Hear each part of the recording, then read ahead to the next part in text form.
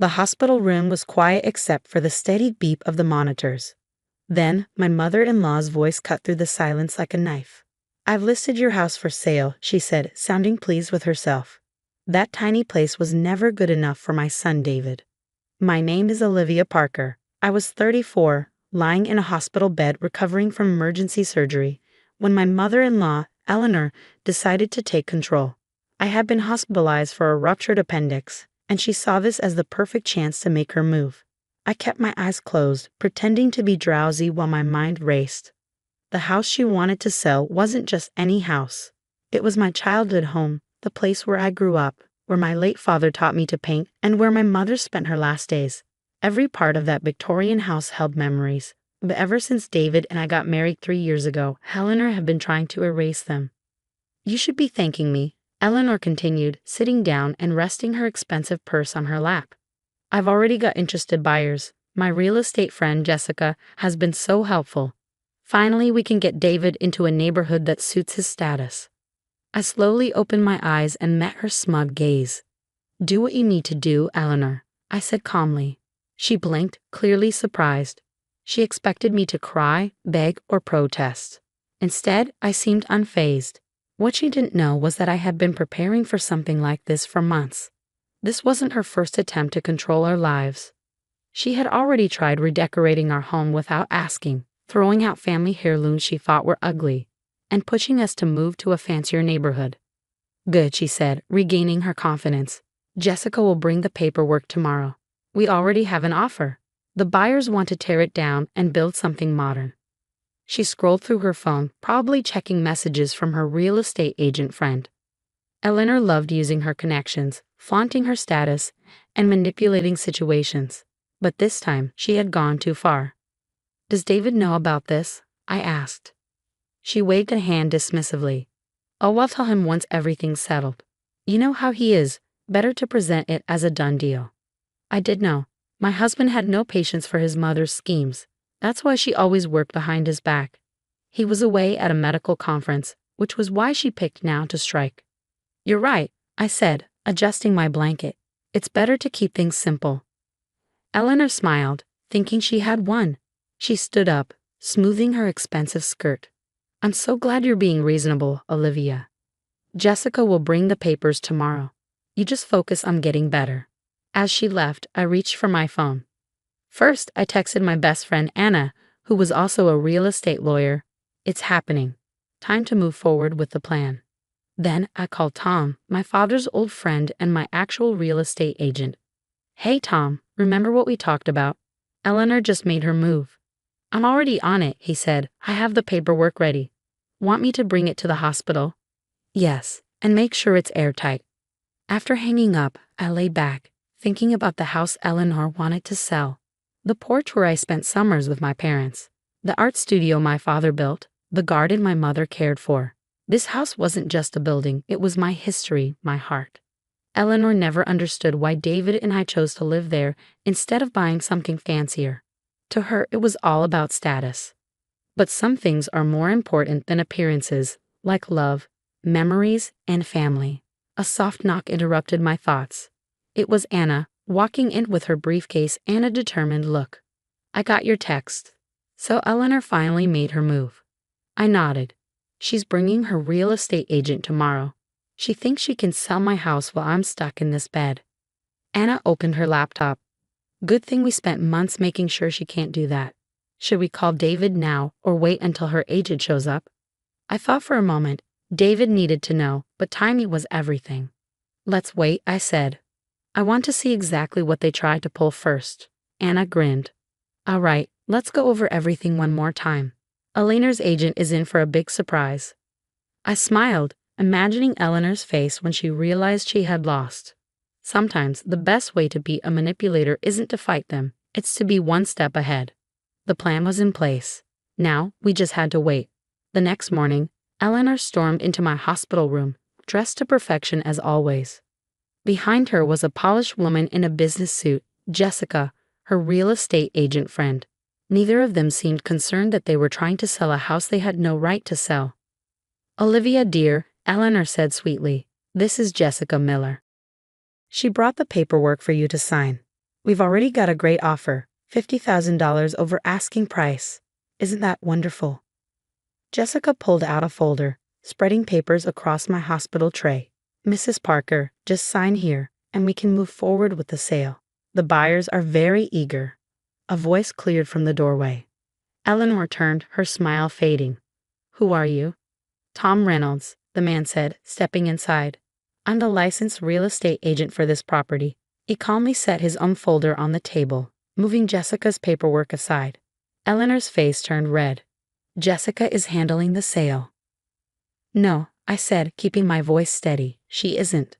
Tom has been my real estate agent for 15 years. He handled the property transfer after my parents passed away. Jessica shifted uncomfortably.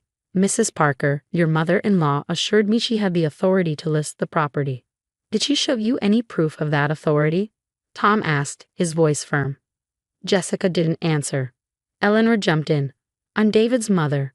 This house isn't good enough for him, and as his mother, I have every right. You have no rights to this property at all, another voice interrupted. Anna walked in, briefcase in hand. I'm Anna Chen, Olivia's attorney. And Mrs. Miller, you are dangerously close to breaking several real estate laws. Jessica paled as Anna pulled out a stack of documents. This house belongs to a family trust created by Olivia's parents. Neither of you have any legal authority to sell it. Eleanor's eyes narrowed. David is my son, as her husband. David has no claim to it either, Anna said. The trust is ironclad. And here's something interesting. She handed Jessica a document. This is a complaint I've prepared for the Real Estate Commission about your attempt to sell property without legal authority. Jessica's face turned white. Mrs. Winston, she hissed, looking at Eleanor. You told me you had power of attorney. Eleanor clutched her purse. I was just trying to help David. Olivia is being selfish, clinging to this old house when they could live somewhere better. Tom's voice was firm. Mrs. Winston, I suggest you leave. If you try anything else, we'll take legal action. Jessica quickly gathered her papers. I apologize, Mrs. Parker. I should have verified the authority to sell. This won't happen again. She hurried out, avoiding my eyes. Eleanor stayed, her face tight with anger. Olivia, you're making a mistake. I only want what's best for David. No, I said quietly.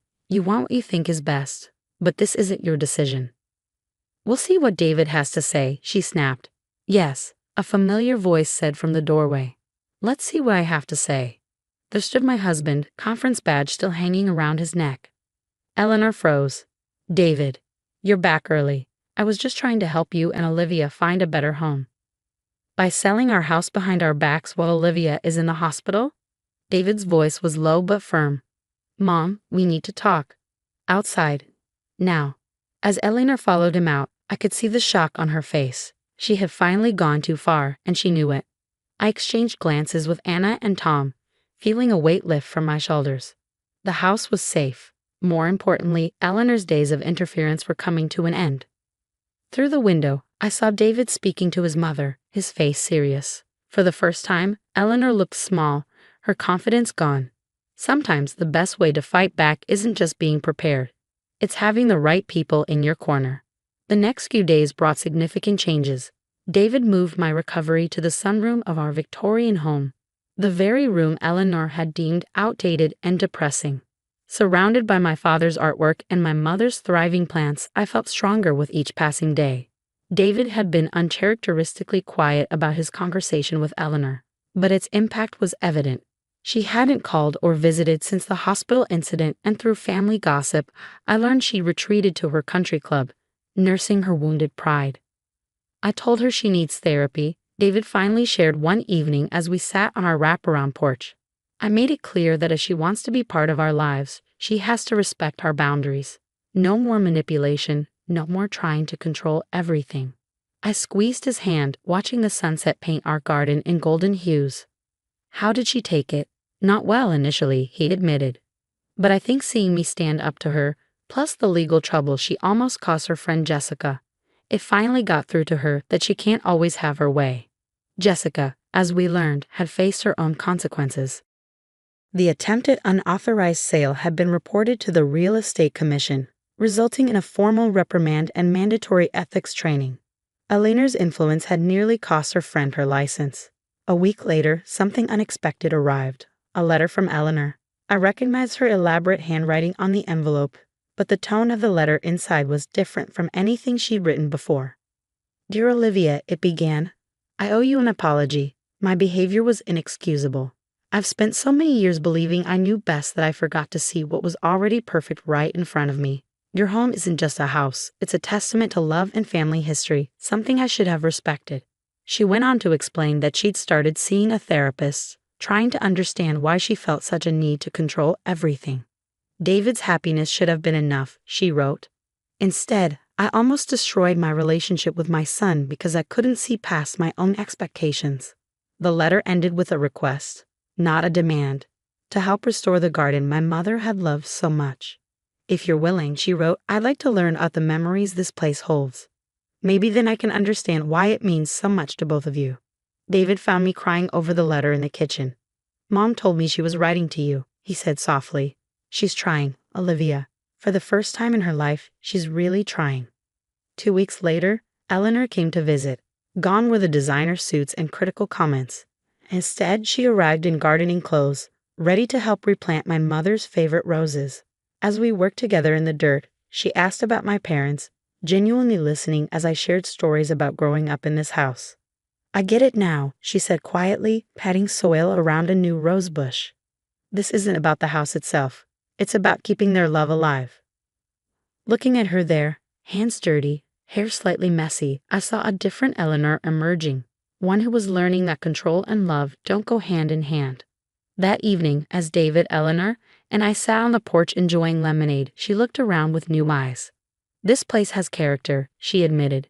"And more importantly, it has heart. I'm sorry I couldn't see that before." David squeezed my hand, and I felt the last tension between us dissolve.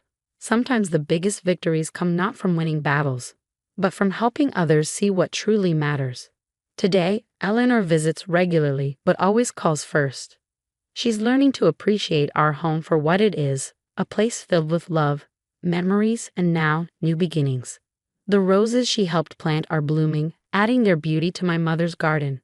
And every time I see them, I'm reminded that change is possible, even in the most unlikely places.